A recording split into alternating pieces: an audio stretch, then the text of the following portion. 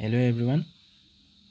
आज चाहिँ हामी बीबीएस 4th इयरको एकाउन्टिङ फर द बिजनेस सब्जेक्टको first chapter accounting for the partnership भन्ने च्याप्टरको बारेमा हल्का जानकारी लिन्छौँ हैन। अब पार्टनरसिप भन्ने के हो त भन्दाखेरि के हो त पार्टनरसिप भनेको चाहिँ partnership is a association of 2 or more person भन्नाले 2 वा 2 भन्दा बढी व्यक्तिहरुको चाहिँ एसोसिएसन हो रे के पार्टनरसिप चाहिँ हैन। अनि फर डुइङ एनी बिजनेसेस हैन, कुनै पनि बिजनेस गर्नको लागि चाहिँ 2 या 2 भन्दा बढी व्यक्तिहरु आउँछन् भने चाहिँ त्यसलाई चाहिँ पार्टनरसिप भन्छ अरे हैन। अनि based on the mutual agreement चाहिँ के उनीहरु बीचमा त म्युचुअल एग्रीमेन्ट हुनै पर्यो रे के हैन, बिट्विन देम हैन, म्युचुअल एग्रीमेन्ट हुनु पर्यो रे हैन। अनि and who agrees to share profit and losses of the firm हैन, जसले चाहिँ हैन फर्मको चाहिँ प्रॉफिट और लसेस हैन शेयर गर्ने चाहिँ के गरे हुन्छन् त गर्नको लागि चाहिँ एग्री गरेका हुन्छन् रे के हैन। त्यसलाई नै पार्टनरसिप फर्म भनिन्छ हैन। अनि अब त्यहाँ अब जो आएका हुन्छन् हैन, अब प्रॉफिट एन्ड लस शेयर गर्छौं हामी फर्मको भनेर म्युचुअल एग्रीमेन्टद्वारा जो आएका हुन्छन् उनीहरुलाई चाहिँ पार्टनर्स भनिन्छ हैन। अनि अब यसको पार्टनरसिपको फिचर्सहरु चाहिँ के छ भन्दाखेरि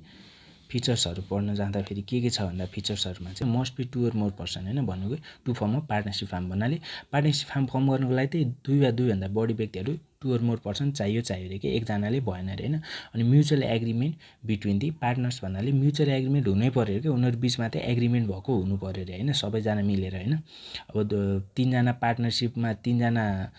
पार्टनरहरु बन्ने हिसाबले 3 जना चाहिँ बिजनेस गर्ने भन्ने हिसाबले आछ। अनि 2 जनाको चाहिँ एग्रीमेन्ट भएखरे अर्को चाहिँ नआएर हुँदैन, तीनै जनाको सबैजनाको म्युचुअल एग्रीमेन्ट चाहियो रे के बिट्विन दि पार्टनर्सहरुमा चाहिँ म्युचुअल एग्रीमेन्ट हुनु पर्यो। अनि थर्डमा के छ must agree to share profit और लसेस अफ द फर्म हैन भन्नाले उनीहरुले एग्री गर्नै पर्यो रे के एग्री गर्नु पर्यो भने प्रॉफिट और लसेस चाहिँ शेयर गर्छौ फार्मको भनेर एग्री गर्नै पर्यो हैन। म प्रॉफिट मात्र शेयर गर्छु लस शेयर गर्दिन है भन्न नपाए के हैन, उनीहरुले चाहिँ एग्री गर्नु पर्यो के प्रॉफिट पनि शेयर गर्छौं लस पनि शेयर गर्छौं भन्ने चाहिँ एग्री गर्नु पर्यो, एग्रीमेन्ट बनाउनु पर्यो भन्न खोजेको। अनि business must be carried on by all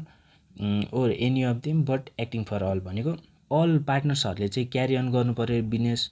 or any of them रे के या त तिनीहरु मध्येको केहीले मात्र क्यारी अन गर्नु पर्यो बट एक्टिङ फर अल रे के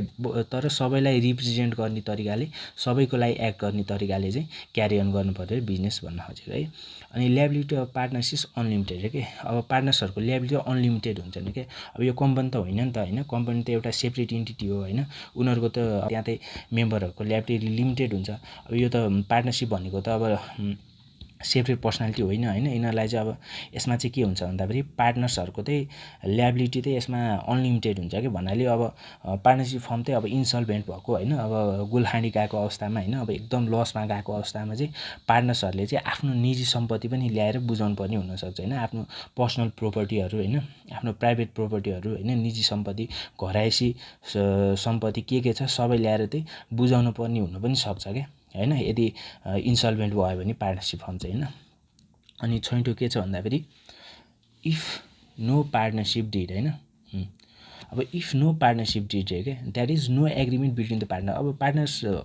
पार्टनर्सहरुमा चाहिँ म्युचुअल एग्रीमेन्ट हुनै पर्यो हैन, तर पनि म्युचुअल एग्रीमेन्ट भएको छैन हैन, नो पार्टनरसिप डिड नै छैन भने चाहिँ अब के हुन्छ त्यस्तो अवस्थामा भन्दाखेरि पार्टनरसिप डिड नै नभएको अवस्थामा के हुन्छ, एग्रीमेन्ट नै नभएको अवस्थामा के हुन्छ भन्दा नो स्यालेरी हैन, स्यालेरी पाउँदैन रे, नो कमिसन पनि पाएन, नो इन्ट्रेस्ट अन क्यापिटल हैन, अब पार्टनर्सहरुले क्यापिटल इन्भेस्ट गरे हुन्छन् पार्टनरसिप फर्ममा हैन, त्यसमा इन्ट्रेस्ट पनि उनीहरुले पाउँदैनन् रे हैन, किनभने पार्टनरसिप डिड छैन नि त हैन, पाउनको लागि त पार्टनरसिप डिड हुनु पर्यो, पार्टनरसिप डिडमा लेखा हुनु पर्यो। नो इन्ट्रेस्ट अन ड्रइङ रे के अब इन्ट्रेस्ट अन ड्रइङ पनि अब पार्टनरसिप डिड नभए स्यालेरी पनि पाएन, कमिसन पनि पाएन, इन्ट्रेस्ट अन क्यापिटल पनि पाएन। अब घर चलाउनु केले भन्दा त त्यही ड्रइङ गरेर त हो नि घर चलाउने उनीहरुले हैन, ड्र गरिरहन्छन् पैसा झिकिरहन्छन् आफ्नो क्यापिटलबाट झिकिरहन्छन् हैन, अनि त्यही ड्रइङले त चलाउने उनीहरुले घर हैन भनेपछि अब त्यसमा पनि उनीहरुले चाहिँ इन्ट्रेस्ट तिर्नु पर्दैन रे के पार्टनरसिप फर्मलाई हैन, किनभने पार्टनरसिप डिड छैन नि त, पार्टनरसिप डिड भए पो त्यसमा यति % दरले ड्रइङमा इन्ट्रेस्ट लिने भने आउँथ्यो, पार्टनरसिप डिड नै नभए चाहिँ इन्ट्रेस्ट पनि दिनु परेन हैन पार्टनरसिप फर्मलाई ड्रइङमा। अनि 5 नम्बरमा के छ भन्दाखेरि equal share of the profit और लसेस है के भन्नाले प्रॉफिट और लसेसको चाहिँ इक्वल शेयर हुने भयो के हैन। द्याट इज इक्वल पिएसआर के प्रोफिट सेयरिङ रेसियो त इक्वल हुनु पऱ्यो क्या होइन पार्टनरसिप डिड नै होइन नि त त्यसो भए अब इक्वल्ली सेयर गर्नु पऱ्यो यदि पार्टनरसिप डिड भएको भए जति पनि हुनसक्थ्यो दुईजना पार्टनर्सहरू भएको भए 2:1 हुनसक्थ्यो अथवा 5:6 हुनसक्थ्यो अथवा 5:3 हुनसक्थ्यो तीनजना पार्टनरहरू भएको भए 5:1 5:1:3 हुनसक्थ्यो होइन अथवा 3:2:1 हुनसक्थ्यो अथवा 1:1:1 नै हुनसक्थ्यो होइन त पार्टनरसिप डिडमा के लेखाएको छ त्यो अनुसार हुन्थ्यो तर अब पार्टनरसिप डिड नै छैन भने त equal share of the profit और लस गर्नु पऱ्यो क्या होइन भन्नाले अब 2जना छ भने 1:1:1 3जना छ भने 1:1:1 होइन अनि अब 4जना छ भने चाहिँ 1:1:1:1 होइन त्यसरी equal share of the profit गर्नु पऱ्यो क्या होइन इक्वल प्रफिट र ती लस सेयर गर्नु पऱ्यो अनि अब लास्ट के छ भने but interest on loan is allowed at the rate 6% per annum क्या बट इन्ट्रेस्ट अन लोन चाहिँ 6% को दरले चाहिँ उनीहरूले पाउने भयो क्या भन्नाले अब कुनै पनि व्यक्ति अथवा कुनै पनि पार्टनरले पार्टनरसिप फर्मलाई चाहिँ लोन दिएको छ भने चाहिँ होइन लोन दिएको छ भने चाहिँ अब त्यो लोनमा चाहिँ उनीहरूले 6% पर एनमको दरले चाहिँ इन्ट्रेस्ट चाहिँ पाउँछन् रे क्या होइन अब क्यापिटलमा पनि इन्ट्रेस्ट छैन ड्रइङमा पनि इन्ट्रेस्ट छैन पार्टनरसिप डिड छैन नि त होइन अनि पार्टनरसिप डिड छैन होइन त्यही भएर म इन्ट्रेस्टमा पनि लोन दिन्न भन्न के अरे लोनमा पनि इन्ट्रेस्ट दिन्न भन्न पाएन अरे क्या पार्टनरसिप फार्मले दिनै पर्छ मिनिमम अथवा म्याक्सिमम जति भने पनि 6% को दरले चाहिँ दिनै पर्छ अब हरेक अब अरू व्यक्तिहरू अथवा आउटसाइडरहरूले अथवा पार्टनर्सहरूले नै अब पार्टनरसिप फर्मलाई लोन दिएको हुनसक्छ नि त होइन अनि अब अनि होइन मैले त 15%मा कुरा भएको थियो मेरो होइन मेरो 20%मा कुरा भएको थियो होइन मेरो 12%मा कुरा भएको थियो मैले यतिमा लोन दिएको थिएँ भन्न मलाई त्यति दिनु पर्यो इन्ट्रेस्ट भनेर भन्न नपाएँ कि किनभने अब पार्टनरसिप डिड नै छैन नि त भनेपछि अब मिनिमम होस् कि म्याक्सिमम होस् 6% चाहिँ पायो तर त्योभन्दा कम पनि अब पार्टनरसिप फार्मले होइन म कम दिन्छु भन्न पनि पाएन अनि अब अरू जसले लोन दियो उनीहरूले त्यो ऋणकर्ताहरूले जसले लोन दियो उनीहरूले चाहिँ होइन मैले बढी इन्ट्रेस्ट लिन्छु भन्न पनि पाएन क्या भन्नाले 6% चाहिँ जम्मा उनीहरूले पाउने भयो क्या होइन इन्ट्रेस्ट अन लोन चाहिँ पर एनमको दरले वार्षिक दरले होइन अनि अब आउँछ के भन्दाखेरि राइट्स अफ दि पार्टनर्स होइन राइट्स अफ दि पार्टनर्स भनेको अब पार्टनर्सहरूको चाहिँ के पार्टनरसिप फार्ममा बस्दाखेरि चाहिँ पार्टनर्सहरूको चाहिँ राइट्स भनेको चाहिँ अधिकारहरू के हो भन्दाखेरि टु बाई दि गुड्स उनीहरूले चाहिँ सामान खरिद गर्न पाउँछन् होइन सामानहरू किन्न पाउँछन् पार्टनरसिप फार्मको लागि होइन टु सेल दि गुड्स होइन उनीहरूले गुड्सहरू सेल गर्न पाउँछन् होइन सामानहरू सेल गर्न पाउँछन् होइन डेली बिजनेसमा सेल गर्ने होइन गुड्सहरू उनीहरूको डेली कोर्स अफ द बिजनेसमा सेल गर्न पाउँछन् होइन पार्टनरसिप फार्मको छ टु रिसिभ द पेमेन्टहरू रिसिभ गर्न पाउँछन् रे होइन अनि to pay to the creditors होइन अनि त्यसपछि अब डेटरहरूबाट पेमेन्ट रिसिभ गर्न पाए अनि टु पे टु क्रेडिटर्सहरूलाई पेमेन्ट गर्न पायो होइन उनीहरूसँग अब केही सामानहरू किने हुनसक्छ हामीले होइन भनेपछि उनीहरूलाई पे त गर्नु पऱ्यो भनेपछि उनीहरूलाई पेमेन्ट गर्न पाए पार्टनरसिप फार्मको सट्टामा त हामीले अब पार्टनर्सहरूले गर्ने हो होइन अनि उनीहरूलाई पे पनि गर्न पायो अरे होइन त्यसपछि to enter into contract with mutual consent क्या होइन भन्नाले कुनै पनि कन्ट्र्याक्टमा चाहिँ इन्टर गर्न पाएर विथ म्युचुअल कन्सेन्ट क्या म्युचुअल कन्सेन्ट भने हरेक पार्टनर्सको स्वीकृतिमा चाहिँ म्युचुअल कन्सेन्टमा चाहिँ उनीहरूले कुनै पनि कन्ट्र्याक्टमा चाहिँ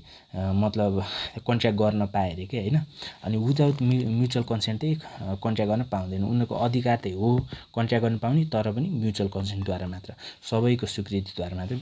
कन्ट्र्याक्ट गर्न पाए होइन त्यसपछि अब्लिगेसन अफ दि पार्टनर्स होइन अब्लिगेसन अफ दि पार्टनर्स भन्ने के छ भन्दा partners should not perform the following without consent of the other partners भन्नुको अर्थात् यो तिनवटा यो जबहरू चाहिँ हो नि यिनीहरू चाहिँ अब without consent of the other partners भनेको सबैजनाको स्वीकृति चाहियो अब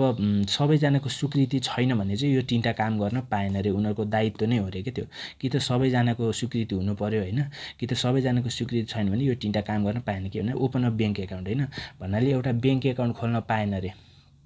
होइन ओपन अफ ब्याङ्क एकाउन्ट भन्ने गएर त सबैको स्वीकृति भयो भने चाहिँ फार्मको सट्टामा आफूले ब्याङ्क एकाउन्ट खोल्न पायो नत्र भने ब्याङ्क एकाउन्ट खोल्न पाएन फार्मको सट्टामा सेटल डिस्प्युट होइन अब डिस्प्युट सेटल गर्न पनि पाइएन अरे कि होइन कि त सबैको स्वीकृति चाहियो होइन अब फार्ममा डिस्प्युटहरू भए हुनसक्छ नि त पार्टनर्सहरू बिचमा होइन अब त्यो डिस्प्युट सेटल गर्नको लागि एक्लै गएर एउटै पार्टनर गएर म डिस्प्युट सेटल गर्छु भनेर डिस्प्युट सेटल गरेर आएर भएन क्या सबै पार्टनरहरूलाई बोलाएर सबैको स्वीकृति सबैको सोच लिएर सबैको विचार बुझेर मात्र त्यहाँ सबैको उसमा होइन स्वीकृतिमा चाहिँ डिस्प्युट सेटल गर्नु पऱ्यो अरे क्या होइन पार्टनरसिप फार्मको सट्टामा क्या अनि enter into a suit on behalf of the फार्मले के भन्नाले कुनै पनि सुटमा भाग लिन कुनै पनि मुद्दा अदालतमा होइन भाग लिन on behalf of the firm भनेको फार्मको सट्टामा भाग लिनको लागि चाहिँ फार्मको सट्टामा भाग लिनको लागि चाहिँ होइन पाइएन अरे यदि